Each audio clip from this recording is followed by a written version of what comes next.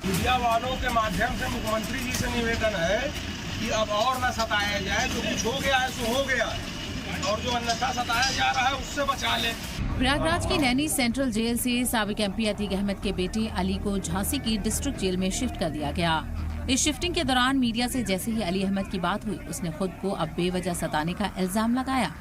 अतीक अहमद का बेटा सीएम योगी आदित्यनाथ से खुद को बचाने की गुहार लगाने लगा।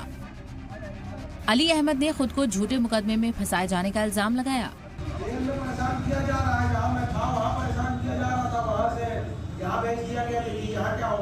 किस तरह से परेशान किया जाता था? अकेले रखा जाता है, कंफाइनमेंट रखा जाता है, किसी से बात करने की इजाजत नहीं है, किसी से मिलने की इजाजत नहीं है। इंतजामिया से ऑर्डर के बाद अली अहमद की जेल बदलने की तैयारी की गई। प्रयागराज पुलिस की गाड़ी में एक इंस्पेक्टर, 2 दारोगा और कुछ पुलिस एहलकार अली को लेकर झांसी जिला जेल पहुंचे, जहां पहले से ही सिक्योरिटी के पुख्ता इंतजाम किए गए थे।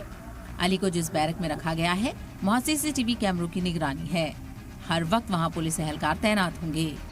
देखिए, जो गरीबों की प्रॉपर्टी थी वो वापस गरीबों को मिल रही है। अतीक ने लोगों का हड़प लिया, जमीन कईयों का जमीन हड़पा, और आज की तारीख में अतीक की वो अपराधी प्रवृत्ति वाली हड़पी हुई चीजें जब सरकार हड़पेगी और वापस गरीबों को दे रही है, तो इससे अच्छा कदम कुछ नहीं हो सकता। समाज से उल्टा सीधा करके तमाम संपत्तियां, जमीन जायदाद और पैसा बनाया, उसको सरकार गरीब लोगों को जिनको जरूरत है, जिनको पास नहीं, उनको दे रही है, तो बहुत बड़ा काम है।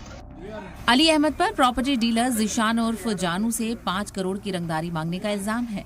उमेश पाल कत्ल केस की साजिश रचने का भी इल्जाम है। 30 जुलाई 2022 को उसने कोर्ट में सरेंडर किया था, जहां से उसे नैनी जेल भेजा गया था। नैनी जेल में उसकी एक्टिविटी ज्यादा बढ़ने के बाद उसकी शिफ्टिंग कराई गई। फिलहाल अली अहमद का नया पता झांसी डिस्ट्रिक्ट जेल हो गया है और यहाँ उस पर ज्यादा सख्त और पैनी नजर होगी। ब्यूरो रिपोर्ट, सलाम टीवी।